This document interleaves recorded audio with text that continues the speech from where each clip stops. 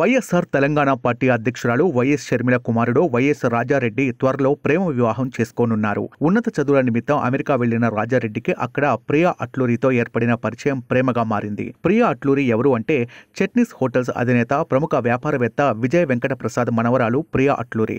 ఇదే విషయాన్ని social media వేదికగా పంచుకున్నారు వైఎస్ షర్మిల.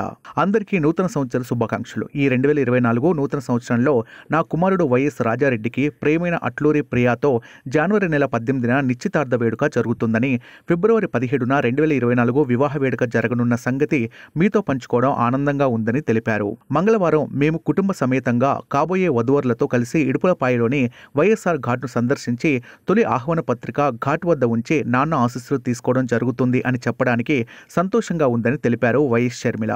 ఇప్పుడు ఈ పెళ్లి విషయం సోషల్ మీడియాలో వైరల్ అవుతోంది.